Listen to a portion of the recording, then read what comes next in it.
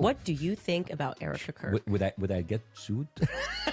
I don't want to say anything that's controversial. She did it, but I don't want. She was on it. I don't want to get into. I don't want to get into. Yeah. She's part of it. I can't wait till that gets clipped. She's a plant. Get it, guys?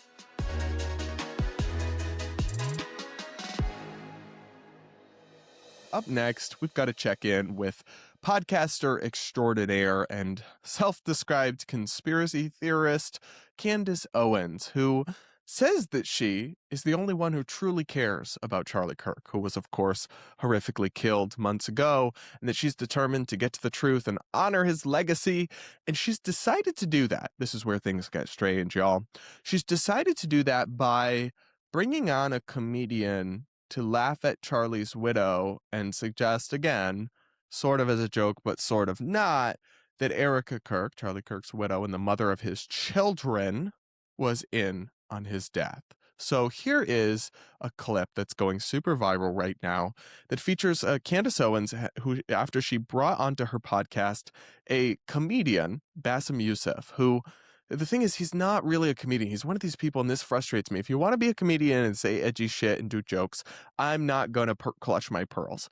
But when you sometimes put your mask on as a comedian, and then sometimes you're like, oh, but I'm giving serious political commentary, and then when you get backlash, you retreat to, I'm just a comedian, that frustrates me. It's like, pick a lane and stick to it, but don't weaponize your status as a comedian to kind of shield yourself from criticism when you're making actual commentary under the guise of joking. Anyway, here's the clip that's going viral of them mocking Erika Kirk. Watch this. Oh. What do you think about Erika Kirk? Would I get sued? Throw it in the pile. Oh, of course you will. I don't want to say anything that's controversial. She did it, but I don't want. She was on it. I don't want to get into. I don't want to get into. Yeah. She's part of it. I can't wait till that gets clipped. She's a plant. Get it, guys? Yeah, Charlie Kirk's widow, mother of his kids. She did it. Oh, I don't want to say anything controversial. She did it. Listen, and then Candace, who has the audacity to be policing Zoom calls of Erika Kirk and saying she's not grieving properly. She awkwardly laughed at the Zoom emojis, is there throwing it back. That's so funny that Charlie Kirk's widow killed him. And listen, if it's just a stand-up set and some guys saying stuff about Erika Kirk, I am not the comedy police. But this comes in the context of the fact that Candace's investigation has quite seriously implied that Erika Kirk was in on her husband's death, not as a joke at all. And then they're throwing it back and laughing about it. You can't say it's just a joke or they're just playing around. It's not serious. It's like, are you doing an investigation into the cause of Charlie Kirk's death? And are you policing other people for how they respond and whether it's appropriate? Or are you laughing it up with comedians joking about how Erika killed Charlie? You kind of have to pick one if your goal is to have any standards or make any sense. But it actually gets worse with some of the tweets that were put up after this, just to see if, maybe they were just joking and they didn't realize how it would come across. Yeah, no, absolutely not. Anyway, let's look. Bassem Youssef shared a tweet that said, quote, I love how much this clip, and it was the clip I showed you, has all the Zionist, pro-genocide Satanists having an almighty meltdown. Newsflash, we all think Erika is guilty, exclamation mark. So this person doesn't seem to be joking, by the way. Anyway, Bassem shared this and said, honestly, it's my favorite moment in the whole interview. Smiley face, smiley face, smiley face, a bunch of times. Yeah, sorry, that's kind of sick, kind of messed up, actually, especially from the grief police and Candace Owens, who thinks that others like Erika have just been unacceptable because they're seen here laughing or smiling, and yet you're mocking. Like, don't you think Charlie would be rolling over in his grave cursing you at this point, Candace? And you're seek to be the truest friend to Charlie. You're laughing about his wife supposedly murdering. Again, no evidence of anything like that, but evidence is not Candace Owens's main concern. Now, of course, Candace got a lot of criticism for this clip online, and she responded by glibly trolling people with the following. I'm actually grieving here. You have no right to dictate to others how to properly grieve.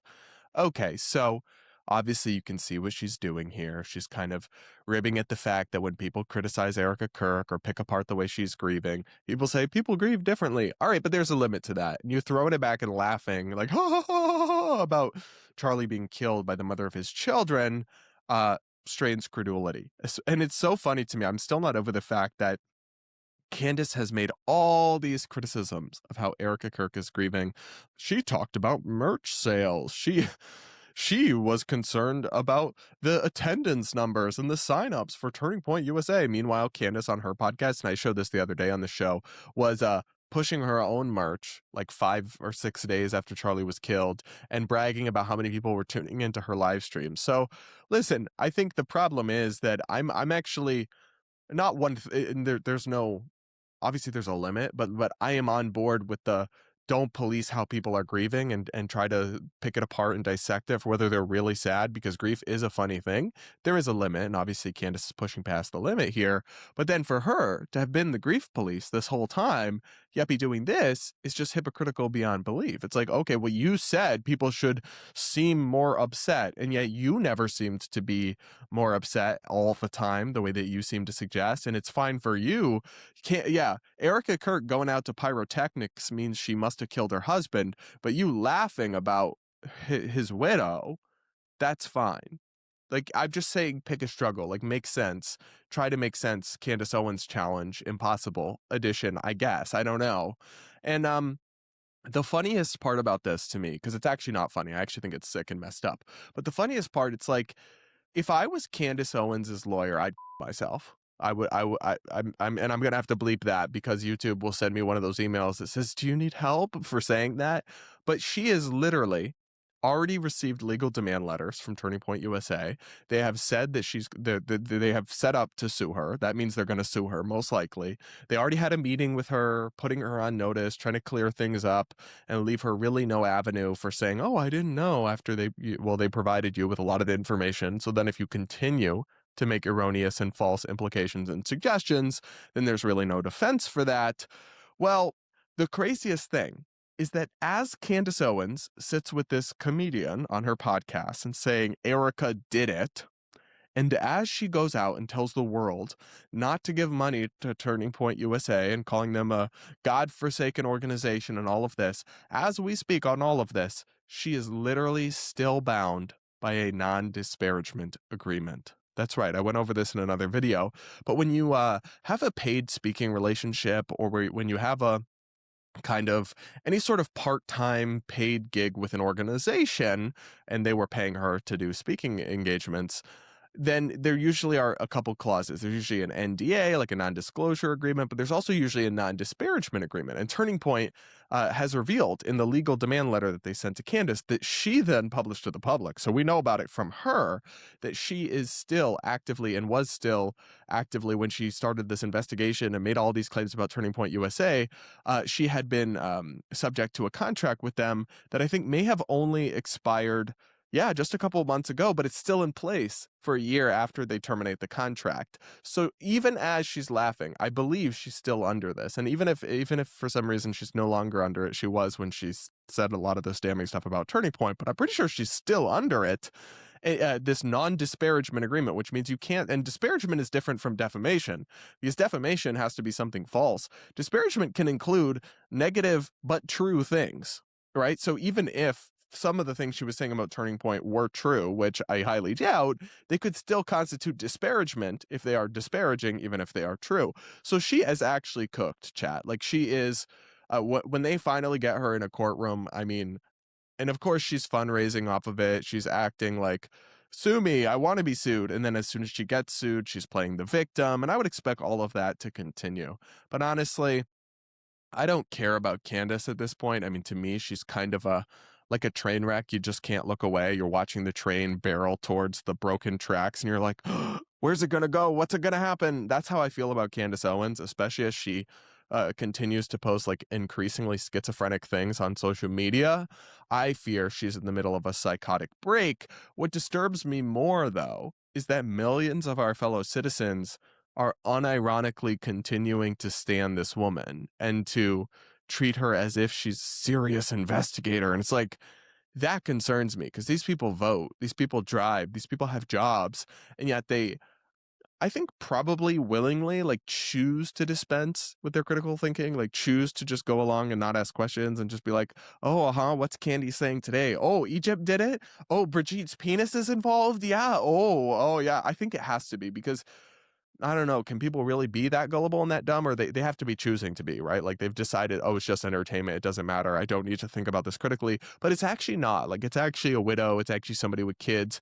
I mean, Charlie's kids are going to grow up and see all of this. There's no way to avoid that. They're going to see all of this and worse. And I personally would never use my platform in this way and would really encourage people to not reward those who do. That's my take on the latest Candace drama. But frankly, I think it will continue to get worse. That seems like the only thing I can guarantee is that she will continue to spiral, especially as maybe the views start to dip, though they're still going strong, unfortunately.